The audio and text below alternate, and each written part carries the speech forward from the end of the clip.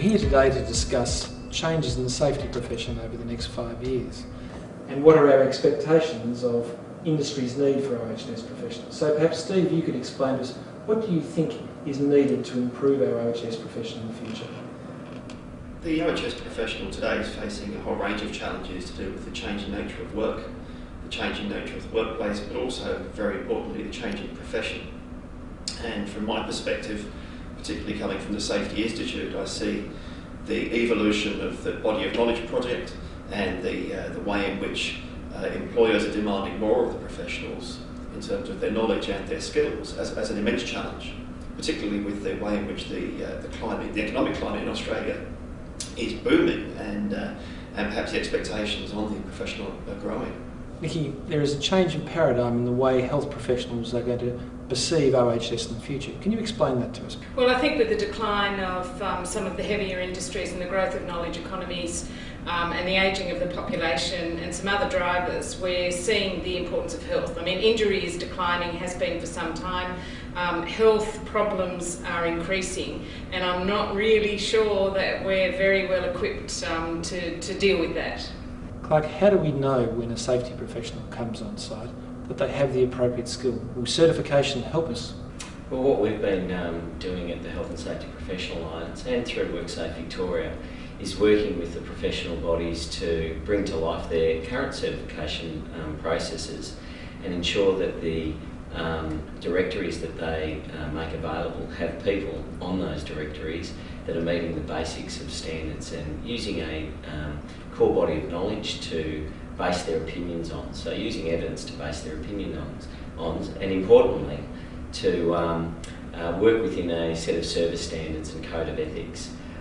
The kind of skills that we're seeing more and more is that they've got a core body of skills in technical knowledge, but also the ability to work within the behaviours that are found on Victorian workplaces and Australian workplaces. Aaron, you're an OH&S recruiter. What are your clients expecting of OH&S professionals now, and what do you think they will expect in the future? Look, there's an increased focus around qualifications that we've seen continue over a number of years, but I think the important aspect from our organisations that we represent is that traditional attraction and retention strategies are no longer sufficient in the current economic climate with the war of talent that is continuing to evolve post-GFC. So what we are seeing is that organisations are looking to attract, retain and reward their employees in more creative ways. And what are they looking for in the skill base? So is it right that they assume there will be that technical knowledge, but they're looking for something else in it? Look, there are two levels. At the senior end, certainly the technical skills are assumed knowledge, and that's part of our assessment process, and we're more focused on the leadership engagement and ability to drive change from an organisational perspective that's most important. Steve, you've heard Aaron describe what employers are looking for in OH&S professionals. How do we bring those skills, such as leadership, into the undergraduate and postgraduate structure of education? I think for a long time employers have been demanding that any graduate of any university course has communication skills as a core, and that's essential obviously in any workplace setting and throughout life to have communication skills. What's different perhaps in what we're discussing is giving people the ability to provide leadership, particularly to senior management teams, such that they command respect, are able to lead, but also mentor and support the management teams as they take their responsibility for health and safety. And of course the challenge for the educators is to provide a learning environment that enables people to develop those skills at the same time as taking those skills out to the workplace and becoming reflective practitioners such that they might develop and learn themselves how to provide those leadership qualities. Niki, picking up a bit on what Steve's talking about that body of knowledge we have to provide safety practitioners so that they can develop change and grow change within organisations. How do we take that to industry itself? As a lawyer who uses safety practitioners, we come in at the back end. What's the creative work that safety professionals can give to a business rather than just the technical bookkeeping role of it?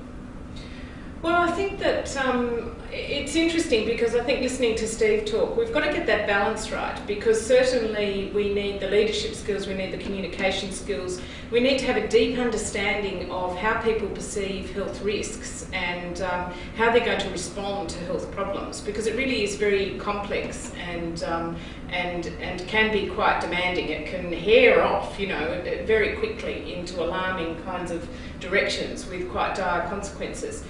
So we need those skills, but we do also need technical skills as well. I don't know about you, but sometimes you go into some workplaces and you see there's an overdue emphasis on technical skills, and you see somebody that really knows what they're talking about, but they haven't got any ability to inspire, to lead, to bring about change. And then in other occasions, you go into some places and somebody's just, oh, well, I've moved into the OHS job, you know, and they've got no technical ability at all. So I think that we need to find both of those. We need to, and it doesn't always have to be in one person, but we need to have the skills that need to be available, need to embrace both of those. And of course, underpinning that is the minimum level of qualification that we've been looking for many years. And it's an interesting contrast in Australia with the UK, for example, where every job advert in the UK requests NEBOSH certification as a minimum, whereas in Australian job advertisements you rarely see any specification of a minimum standard. Well, and we haven't really begun to have that, well, we've begun, I think because of the work that WorkSafe Victoria have done, but we're only just beginning to properly have that conversation about what are the qualifications, what are the competencies we need. Up until now, and still out there now, anything goes, you know, there's really no shared view of how this should work. Well, Clarke, that really brings a point that I think you can add a lot to, and that is, what are the responsibility of the professions for bringing up to that minimum standard? And what are the responsibility of the regulators? Where does that marry? Look, Niki's right. Up until very recently, there hasn't been a lot of progress within that area, both of the industry of accepting that they do need specific skills and knowledge to come in to improve things. You know, Niki's right that injury rates are falling, but there are still horrific stories every month in this jurisdiction in Victoria of workers dying, workers suffering broken backs, workers suffering serious injuries that were occurring in the 1800s.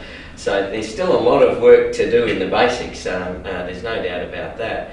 But what we really need to do as a regulator is to work with the profession, and we've been doing that in some of the initiatives that I think we've launched and announced over the last couple of years. Things like an agreed code of ethics and service standards for the professional members of these associations. So it's being quite open and to say that there is two levels of membership here. Those people that have gone and got the qualifications, gone through the certification process, and are prepared to say, I do my work in accordance with this service code.